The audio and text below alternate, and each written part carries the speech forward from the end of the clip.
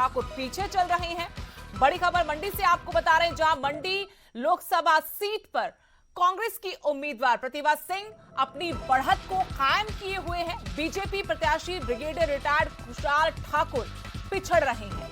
7015 वोटों से आगे चल रही है प्रतिभा सिंह।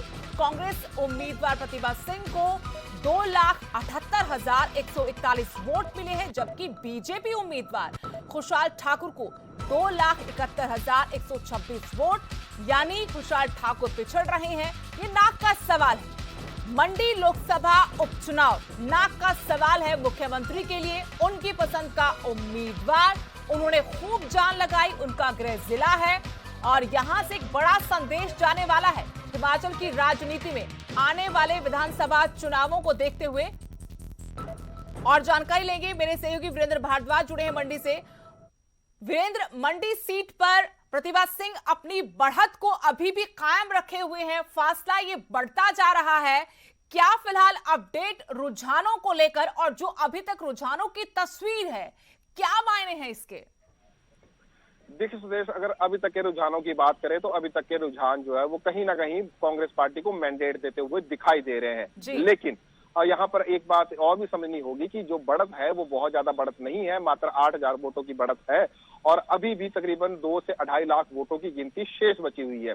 अगर 2 से 2.5 लाख वोटों की गिनती की हम बात करें तो ये बाजी पलटने में देर नहीं लगेगी। लेकिन अभी तक जो हमें मैंडेट नजर आ रहा है वो उसमें लग रहा है कि जो लोग हैं वो कहीं ना कहीं सरकार की नीतियों से जो है वो खफा थे और सरकार की नीतियों के खिलाफ ही, या हम कह सकते हैं कि जो महंगाई इस वक्त जो है वो देश भर में चरम पर है, तो उस महंगाई के विरोध में जो है वो लोगों ने मतदान किया है। और मंडी की अगर हम बात करें तो मंडी में मुख्यमंत्री का जो अपना गृह क्षेत्र सराज विधानसभा क्षेत्र है, वहां से तो बीजेपी को लीड मिल रही है, लेकिन उसके साथ साथ वहां से कांग्रेस पार्टी को भी इतने अधिक वोट पड़े हैं जो शायद कांग्रेस पार्टी ने खुद उम्मीद में नहीं रखे थे। उन्हें शायद खुद उम्मीद नहीं थी कि सराज से उन्हें इतने ज्यादा वोट जो है वो मिल सकते हैं, लेकिन बावजूद इसके जो है वो बीजेपी की वहां से लीड है। और दूसरी तरफ अगर हम रामपुर की बात करें, रामपुर जो विधानसभा क्षेत्र है वो प्रतिभा सिंह का अपना गृह विधानसभा क्षेत्र है। वीरभद्र सिंह, जो स्वर्गीय वीरभद्र सिंह है, उनका अपना गृह विधानसभा क्षेत्र है। वहां से भी जो है कांग्रेस लगातार लीड जो है वो बनाए हुए है। हालांकि वहां पर भी अगर हम बात करें तो वहां पर भी बीजेपी को काफी अच्छी संख्या में वोट पड़े हैं।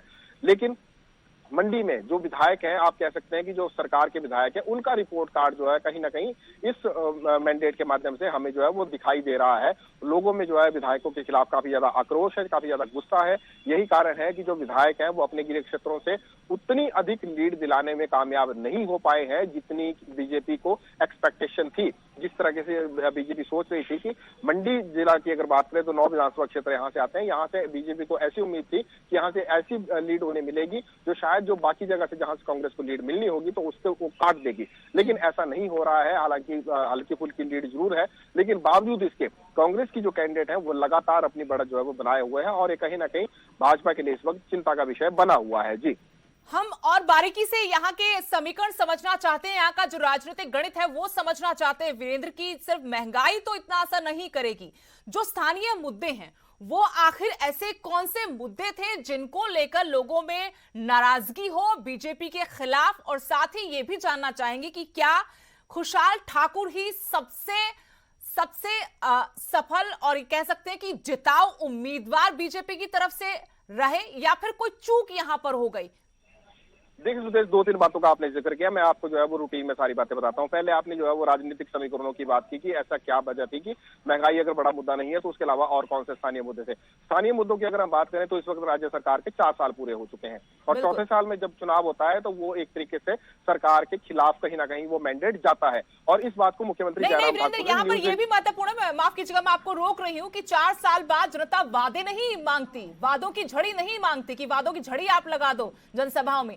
जनता पूछती है कि 4 साल में किया क्या है आपने।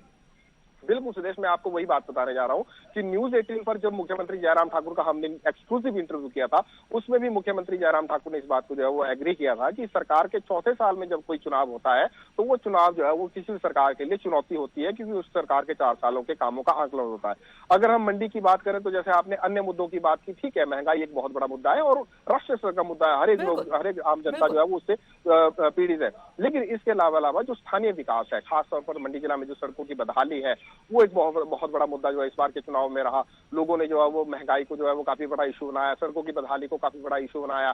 लोगों में इस बात को लेकर आक्रोश था। जैसी बात आपने कही कि सिर्फ घोषणाओं से जो है वो बात नहीं बनती है, आप वादों की झड़ी लगा दो और धरातल पर कुछ ना करो, उस चीज को लेकर भी लोगों में कहीं ना कहीं गुस्सा था।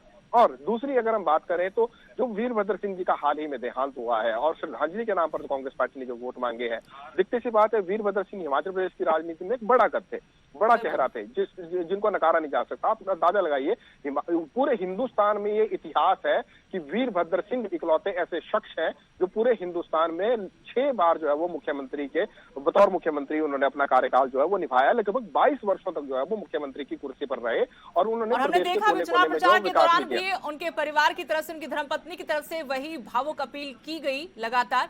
शुक्रिया वीरेंद्र, और जानकारी अपडेट आपके पास होगी तो फिर लौटेंगे। फिलहाल के लिए शुक्रिया आपका। बड़ी खबर दर्शकों को बताना